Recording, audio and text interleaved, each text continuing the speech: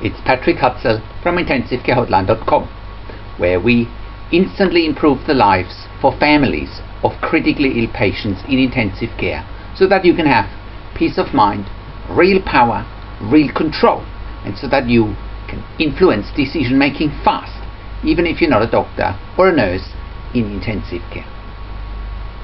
In last week's blog, I talked about the difference between real and perceived end-of-life situations when your loved one is critically ill in intensive care. You can check out last week's blog by clicking on the link below this video. And if you're watching this on YouTube, just click on the link below this video to go to our website and check out the blog. In this week's blog, I want to start a 3-part mini-series, and in each part I share the most valuable and crucial insights that are the most relevant when families have a loved one critically ill in intensive care. The next part of the series I will send out over the next couple of weeks, so watch the space. Why do I do that? I do that because I learned and still learn many valuable lessons that I have gained in over more than 15 years intensive care nursing in 3 different countries, where I literally worked with thousands of critically ill patients and their families. I have also worked as a nurse unit manager in intensive care for more than 5 years, and I have learned so many valuable lessons. I have seen so many things happening behind the scenes in intensive care that I really want to share it with you and with other families in intensive care. So today I want to start with part 1 of this series, and today's insight is critical intensive care lessons for families of critically ill patients in intensive care, part 1. And part 1 is about intensive care is a multi-billion-dollar per year industry. Before I get into today's topic, I want to share a quote with you that I wrote on today's topic, and the quote says, "Money makes the world go round, or so they say." This couldn't be more true in intensive care.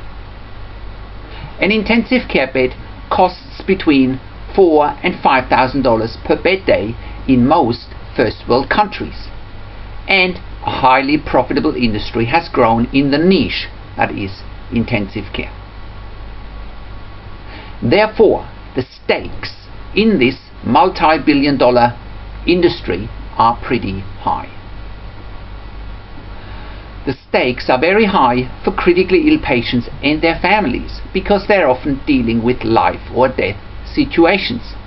And the stakes are pretty high for intensive care teams too, because every decision they are making or not making impacts on other people's lives as well as the bottom line.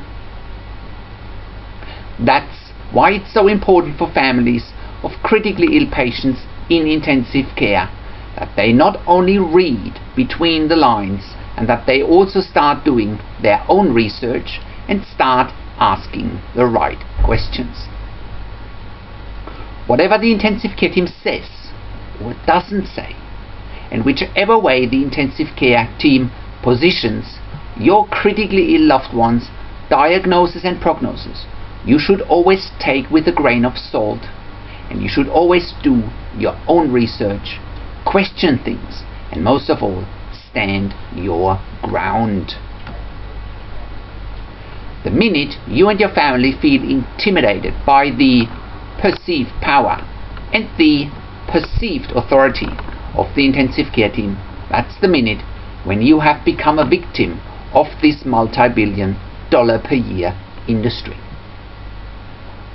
So let's dive into part 1 of our mini-series. Intensive care is a multi-billion-dollar per year industry. As I said in the quote in the beginning, intensive care really is a multi-billion-dollar per year industry. The wheels that are in motion in intensive care are way bigger than your critically ill loved one's diagnosis and prognosis.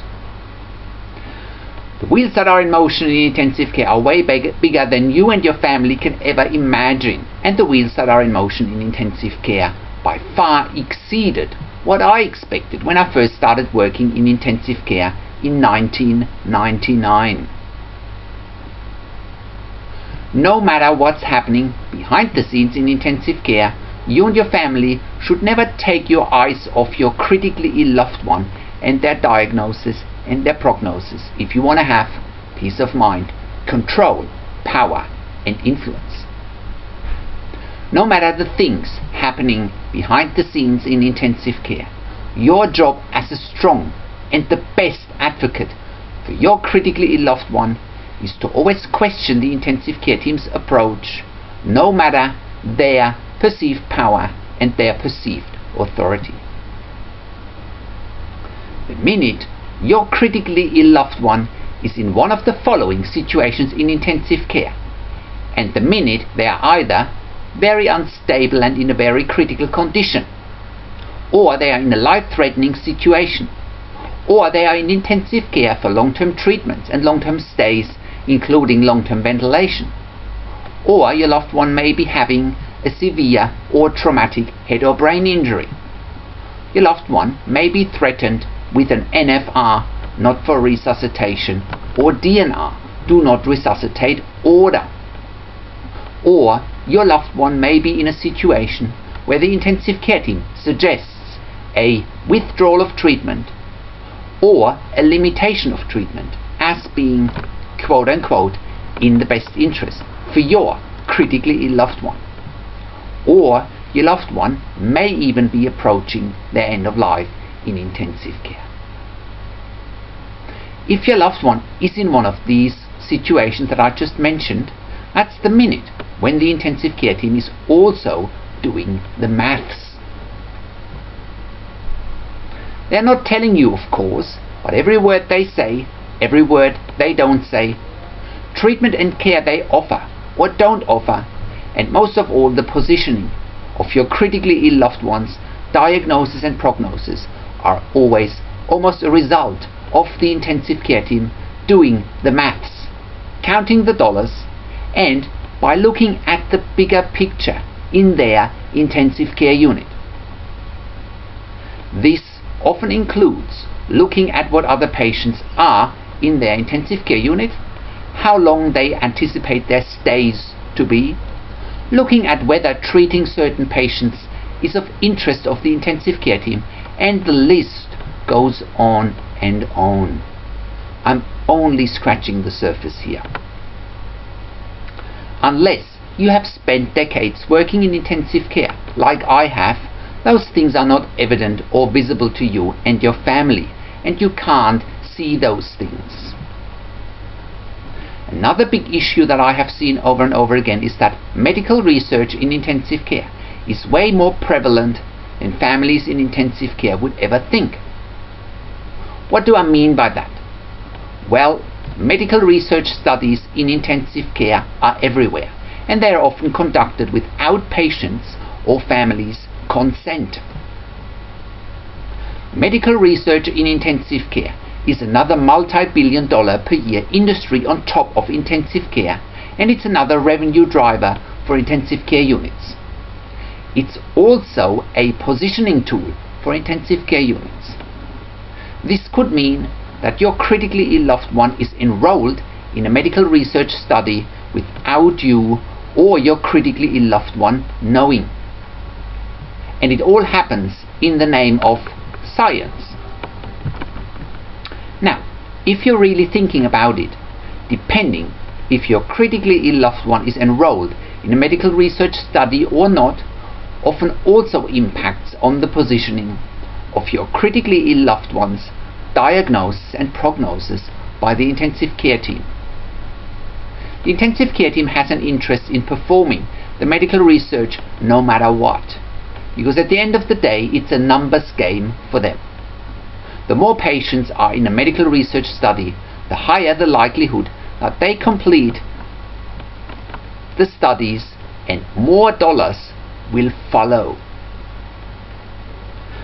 Whether the medical research is ethical or not is another question altogether, and I could write another article or make another video about this, just about medical research in intensive care, I should say.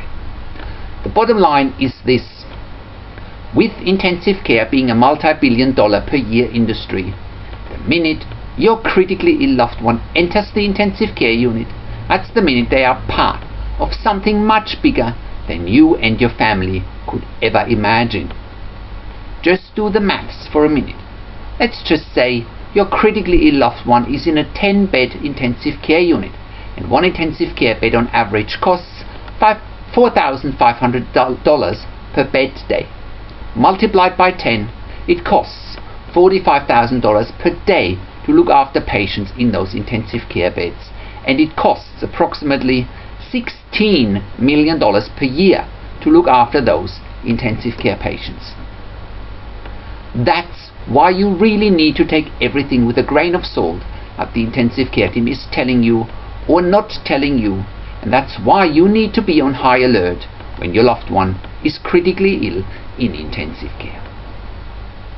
If you are on high alert, chances are that you can very quickly distinguish yourself from the 99% of the families of critically ill patients in intensive care, and you will have peace of mind, control, power, and influence. If you continue to be blind to the moving forces in intensive care, and you'll belong to the 99% of families of critically ill patients in intensive care who have no peace of mind, no control, no power, and no influence.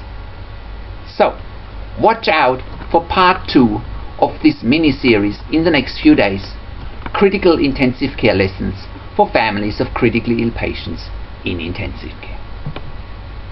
So, how can you become the best advocate for your critically ill loved one, and how can you get peace of mind, control, power, and influence quickly when your loved one is critically ill in intensive care? You get to that all-important feeling of peace of mind, control, power, and influence when you download your free Instant Impact Report now by entering your email below. In your free Instant Impact Report, you learn quickly how to get peace of mind, real power, and real control, and how you can influence decision making fast whilst your loved one is critically ill in intensive care. Your free Instant Impact Report gives you in-depth insight that you must know whilst your loved one is critically ill or is even dying in intensive care. Sign up and download your free Instant Impact Report now by entering your email below. In your free Instant Impact Report, you learn how to speak the secret intensive care language, so that the doctors and the nurses know straight away that you are an insider and that you know and understand what's really happening in intensive care. In your free report, you will also discover how to ask the doctors and the nurses the right questions, discover the many competing interests in intensive care, and how your critically ill loved one's treatment may depend on those competing interests, how to eliminate fear, frustration, stress, struggle, and vulnerability even if your loved one is dying. You get 5 mind-blowing tips and strategies helping you to get on the right path to peace of mind, control, power, and influence in your situation. You'll get real-world examples that you can easily adapt to your and your critically ill loved one's situation.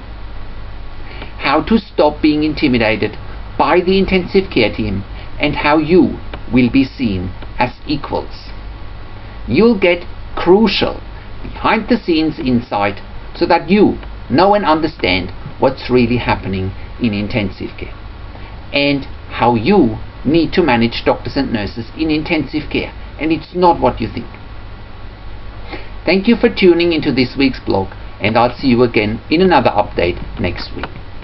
Make sure you also check out our Your Questions Answered section, where I answer your questions, or send me an email to support info@intensivecarehotline.com with your questions. Or you can call us. Find international phone numbers on our contacts tab. Also, check out our product section where you get more ebooks, videos and audio recordings, and where you can also get one-on-one consulting with me via Skype, over the phone and via email by clicking on the products tab. This is Patrick Hutzel from intensivecarehotline.com, and I'll see you again next week in another update.